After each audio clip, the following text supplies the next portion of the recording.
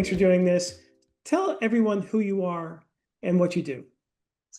Yeah, that's a good question. So I'm Ashley Koning. I am the director of the Eagleton Center for Public Interest Polling at the Eagleton Institute of Politics at Rutgers University. It's a very long title. Essentially, I run the Rutgers Eagleton polls. So we have the great legacy of being the oldest of our kind in the nation. We've been around for over 50 years. We're the oldest university-based statewide public polling operation in the country since 1971. I'm also an assistant research professor at Eagleton. And so, taking public opinion, taking the pulse of New Jerseyans is what I do best. And that's what we do, whether election or no election. Wonderful. Okay, so today is the day after the election. Give us an overview of, we obviously know who won, but tell us what happened. Yeah, wow. I mean, it was an election that I think for many was called much earlier than expected and much quicker than expected, with completely more explosive turnout than possibly expected. Mikey Sherrill, Democratic nominee, won the election. She has had quite the rise within New Jersey politics and really in national politics as well, coming in on that 2018 big blue wave, when after Trump had been in office for 2 years, and she is still riding the Trump backlash train to some extent, as we saw last night. So Mikey Sherrill handedly won against Jack Ciattarelli. This is Jack Ciattarelli's third time running, his second time as the Republican nominee. And this time around, losing by almost, I think, quadruple the amount at this point as where he was in 2021. Certainly not where he wanted to be last night whatsoever, after what seemed like a promising election cycle for him and, quite frankly, his race to lose. But of course, national political context has come into play and overshadowed the entire race. And much like we saw through our polling and through exit polls then last night, it was the factor of Trump. It was being angry about the state of politics. And it was voting against the opposing party, meaning Ciattarelli and to some extent the larger Republican Party, that compelled Sherrill voters to the polls. And boy, did we see people at the polls, whether they voted early through mail or in person, whether they went yesterday for election day, seeing turnout over 100% compared to 21 and 24 in some of these areas was just completely wild. And I think far exceeded expectations. And whoever you might be rooting for, personally, I think it was a good day for New Jersey, for the New Jersey political process, seeing what will likely be almost 50% participation in a gubernatorial election, which we really have not seen since, I believe, 2009. Great. So, but what happened? Why were there so many predictions of a tight race? So, I want to kind of separate the vibes from what the polls actually did tell us. And I think without polling, without having that methodological tool that systematically, quantitatively measures public opinion, I think we would have had a very vibesy election cycle of Ciattarelli's going to crush Sherrill because we talked to this business owner over here and we talked to this senior citizen over there and this community leader over here, and we wouldn't have the greater national context. So, most of these polls, at least among credible pollsters, landed her within the mid to high single digits. A few crossed over into low double digits.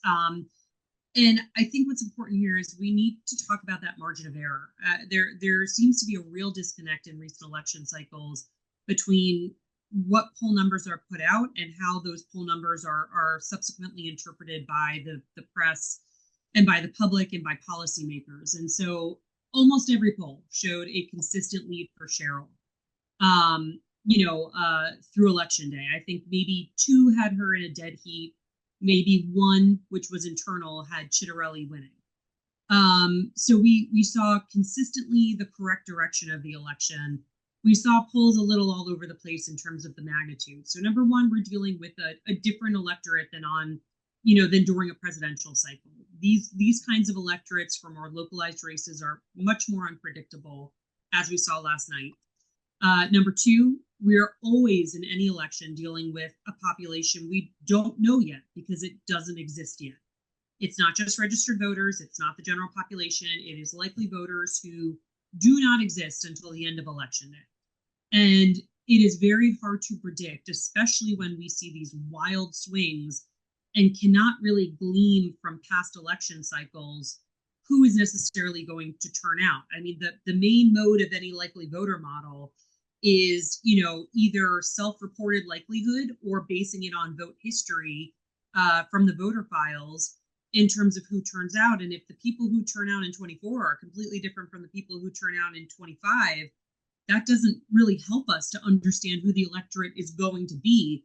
And that makes trying to model the electorate that much harder. But, I think the big thing here comes down to understanding what polls should and shouldn't do, and understanding that poll results are simply estimates that are bounded by statistical uncertainty, and the way in which we express that is the margin of error. So, our poll had 50% Cheryl, 45% Chitterelli. That margin of error that we had included, it was almost plus or minus 5. That means Cheryl could potentially be at 55%. That means Chitterelli could potentially be at 40% as the lowest and the highest of that range. And so if we don't recognize that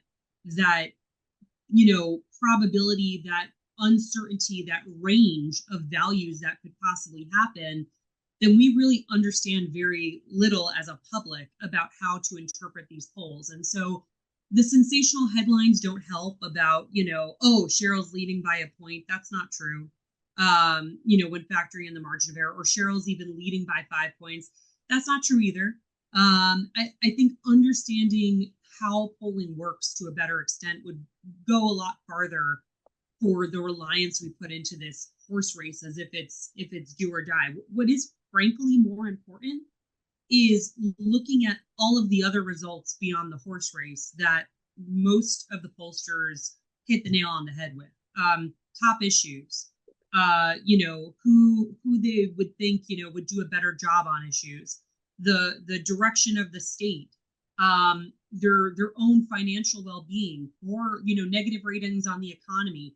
So much of this matched what we saw in exit polls, matched what we heard from voters by the end of the day through election day. And unfortunately, a lot of those stories get buried because the media get infatuated with that head-to-head, and then we'll put out numbers on childcare or healthcare or vital issues of the day, some of which never get their day at the ballot box, and that never gets reported on. So, I think it's recognizing that how and why of behavior from voters is almost more important from polling than the necessity of who's ahead and who's behind. But like I said, if we didn't have any polls and we just had the vibes throughout this race, you would have thought Chitterelli would have won by 5-10 points last night based on all of the media narrative that was going around, the interest from across the country, the galvanizing force of the Republican Party, and we saw just the opposite.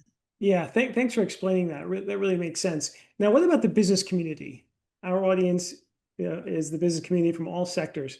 How will this affect the business community from what you know? Yeah, that's a great question. Hello, business community.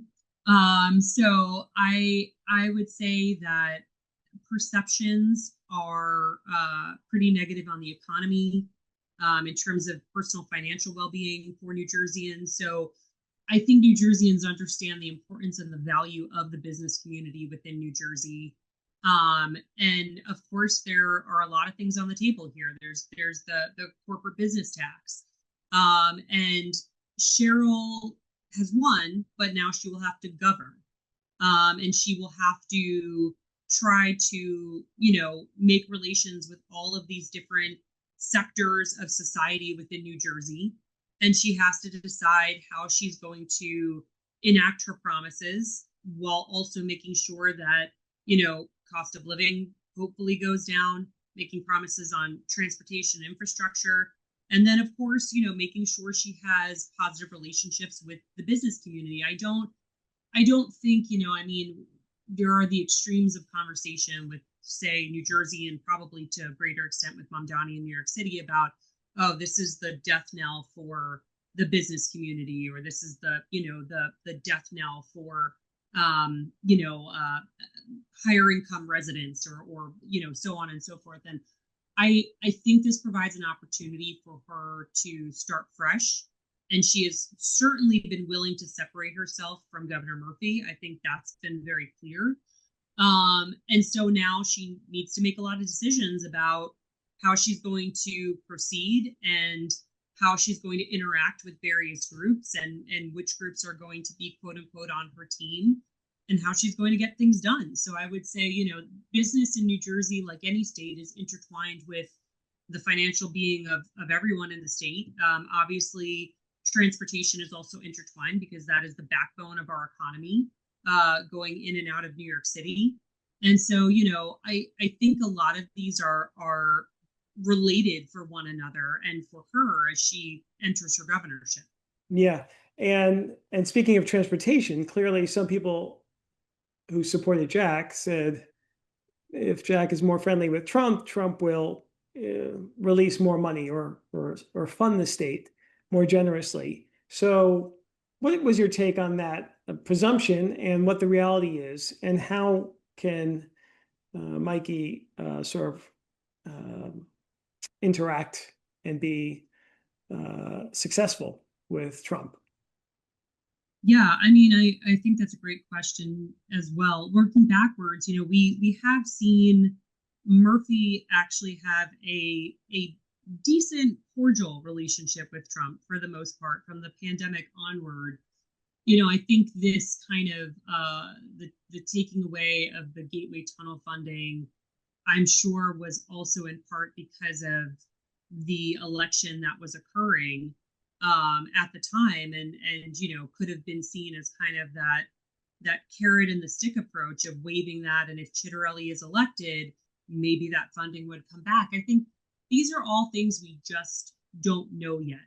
Cheryl will clearly be a fighter against the administration, legally and otherwise. I'm sure she'll be more of somebody who's like in a Governor Newsom's camp in terms of, fighting through the legal system to get things back for the state of New Jersey. But I also think, like Murphy, she will moderate and see where there are areas of compromise. But then the administration in DC also needs to be willing to meet her on those points and to compromise as well. So I don't think we know yet what will happen. I frankly don't think it would be a guarantee if Chitterelli won that it would be only an absolutely positive news for any of these things, because we are in, I'm tired of saying this after 10 years, we're in unprecedented times.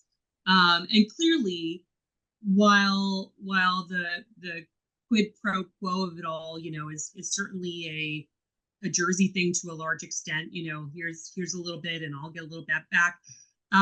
We don't know how the administration would react to either candidate. Clearly, the administration is not thrilled about Cheryl's election, has already distanced itself from the losers of last night. Trump has already commented on that. But we can't say for certain that just because Chitterelli was elected, that would mean a positive relationship, or that it would mean that Trump would necessarily help the state of New Jersey. I think, we've seen the Trump administration turn its back on New Jersey when it's come to the SALT cap in many respects, even though, it's increased. I think, we've seen just kind of, even though this is a home state for Trump, it doesn't mean we're necessarily always in favor, no matter who's in power. So I think those are premature things for people to say right now, when we just don't know, and we'll never have the hypothetical of a Chitterelli governor. We just don't know what the reactions would be. Okay. And so regarding the innovation economy, obviously Murphy has, through a lot, created a lot of programs over the past 4 years, particularly since the pandemic. What's your sense for whether Mikey will continue those, expand those, trim those? Do you have any sense at this point? I mean, she has to find the funding for them, obviously. I think, finding programs that are easily accessible and that encompass, large swaths of New Jerseyans would be to her benefit. She's focused on housing affordability. She's focused on childcare. But of course, day one, she claims that she will have a state of emergency when it comes to utility rates. So it will be interesting to see what she decides to enact when she's in the governor's office. And how does she balance that with the budget? How does she make these promises happen? How does she continue to fund programs like Stay New Jersey when the funding is not there for it as of right now? So she's won, but she has a lot of tough decisions to make ahead. And while she kind of has been middle of the road in terms of a lot of her stances and positions, and has said, I'll have to wait and see until I'm in office and can review it. There are some promises on the table for her, especially that day one promise that she needs to think really hard about in terms of how she's going to resolve it and how she's going to find the proper funding for it. All the while, if tariffs continue, all the while if we're still feeling ramifications from a shutdown, whether it's ended or not, all the while we're having federal funding stripped from the state. So it's going to be a very difficult time to be governor. I think we can't make any mistake about that. Yeah, that's for sure. This has been a great conversation. One last question, I'm going to let you go. What about the relationship with Mamdani in New York City? How do you think that's going to evolve? Yeah, so they have to work together, right? Because our city and our state are so close to one another. They have to work together at some point. Obviously, they may join forces on the Gateway Tunnel funding. Mamdani also has the challenge of being a very hopey, changey candidate for many in New York City, and now having to actually lead, and what that means for him, and if he can get his promises and policies actually enacted that led to his victory. And so I think the thing here is, for Cheryl, everything in moderation. Mamdani will certainly be used by Republicans in the midterm as kind of the scary, ghost of democratic socialism. And so Cheryl certainly did not embrace that during the campaign season. Mamdani explicitly endorsed her. She did not really do much in return. But I am sure she will be working with him going forward simply because she has to. And so, there'll be two different sides of the Democratic coin. And maybe it could be a positive example for the Democratic Party in terms of how different Democrats can be included under this umbrella, their own type of big tent. Republicans always talk about a big tent. So maybe this is their big tent of showing how socialism can work with a more moderate Democrat. Again, when we're reaching points of election cycles, maybe that relationship kind of wanes a little bit because of strategy and not wanting to be associated. But I think the inevitability is they're going to join forces at some point. Yeah, for sure. And it will be interesting to watch how there's maybe another mini exodus, or so they say, of people from the city scared of Mamdani, and we'll see how that plays out. We may be the benefactor in some ways from that fear potential. I was going to say, just raise house prices again in New Jersey. Why don't you? With New Yorkers moving in. So then she's got to appease all these New Yorkers moving in. So yeah, there's a lot on her plate come January. It's something that no one should envy right now. But I would say that it's a real it was a lovely way of seeing politics at work last night, given Chitterelli's really, really poignant and classy concession speech and his calling of Cheryl. And I hope that kind of interaction, while it was a nasty campaign for the most part, I hope the calm and peaceful ending of this election cycle in New Jersey is really, held up as a moment of pride for politics in general. So, it's hopefully that ushers in cooler heads and common sense in January. But we know that politics is politics, and there's certainly going to be something unprecedented and crazy around the corner before we know it. For sure. Thanks again, Ashley. Really appreciate you taking the time. Good luck with everything, and we'll talk to you soon. Of course, thanks so much, Jim.